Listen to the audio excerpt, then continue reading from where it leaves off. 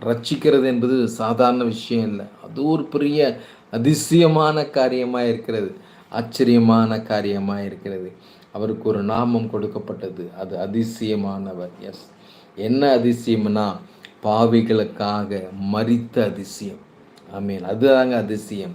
யாரையும் பழி வாங்கணுன்றது தேவனுடைய நோக்கம் அல்ல. யாரையும் தண்டிக்கணும் என்பது தேவனுடைய நோக்கம் அல்ல. எல்லாரும் என்னிடத்தில் வருகிறவர்களை நான் புறம்பே தள்ளுவதில்லை என்று கர்த்தர் சொல்லுகிறார்.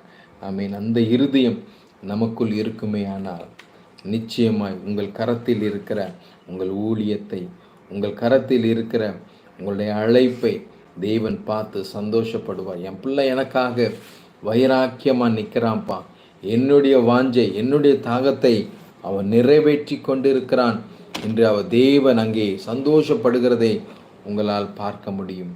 ஊழியம் கொஞ்சம் கொஞ்சமாய் அப்படியே வளர ஆரம்பிக்கும். நம்புறீங்களா? பாஸ்டர், தேவன் என் வாழ்க்கையில் நிச்சயமாய் அதிசயமான காரியத்தை செய்வேன், நான் உங்களை அதிசயங்களை காண பண்ணுவேன் என்று கர்த்தர் சொல்கிறார். எதுவுமே ஈஸி அல்ல. It's not easy, but God has to. கர்த்தர் நிச்சயமாய் அது உங்களுக்காக செய்து முடிப்பார். இப்படி யோபு சொல்கிறாரோ, கர்த்தர் எனக்கு செய்ய நினைத்திருக்கிறதை தடைபடாது என்பதை நான் அறிந்திருக்கிறேன் என்று யோபு அவ்வளோ கடினமான சூழ்நிலையில் சொன்னது போல நீங்களும் சொல்ல வேண்டும். சிம்சோனை பார்க்குறோம். ஒரு பச்சை ஒரு கழுதையின் தாடையை கொண்டு 1000 பேரை அவரால் கொல்ல முடியுமே. ஆனால் உங்கள் கரத்தில் இருக்கிற உங்கள் அபிஷேகத்தை கொண்டு, உங்கள் மேலே இருக்கிற வல்லமைகளை கொண்டு ரிமசந்தூரியா கத்தரா உலகத்தை கலக்குகிறவர்களாய் கத்தர் உங்களை மாற்ற முடியும். நம்புறவங்க ஒரு ஆமென் சொல்லுங்களேன். என் மேலே கத்தரோட அபிஷேகம் இறங்குது பாஸ்டர், கர்த்தர் என்னோடு கூட பேசுகிறார், நான் சோர்ந்து போய் விடாய்த்து போய் வேதனையோடு கண்ணீரோடு கூட இந்த நிகழ்ச்சியை பார்த்து கொண்டு இருக்கிறேன் பாஸ்டர், என்னடா வாழ்க்கை ஒன்றும் சரியில்லையே, ஒன்றுமே நடக்க மாட்டேங்குதே என்று நீங்கள் வேதனையோடு கூட இருக்கலாம். ஆனால் கர்த்தர் சொல்கிறார், நான் உனக்கு சொன்னதை செய்யும் அளவும் நான் உன்னை கைவிடுவதில்லை. ஆமென். வெறுங்கோலும் கையும் இரு பரிவாரமாகும், உம்மாலன்றி இது யாரால் கூடும். வெறுங்கோலும் கையும் இரு பரிவாரமாகும், உம்மாலன்றி இது யாரால் கூடும். என் தேவன் எனக்கா ஏதாகிலும் செய்திடுவா, என்றாகிலும் என்னை மறந்தது உண்டா. உணர்றீங்களா? அபிஷேகத்தில் உணர்றீங்களா? ஆவியில் உணர்றீங்களா?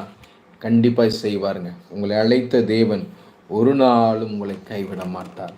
தாவீதை பார்க்கிறோம். 5 கூழாங்கல். அங்கே கோலியாத் இஸ்ரவேல் ஜனங்களை கலங்கடித்து கொண்டிருக்கிறான்.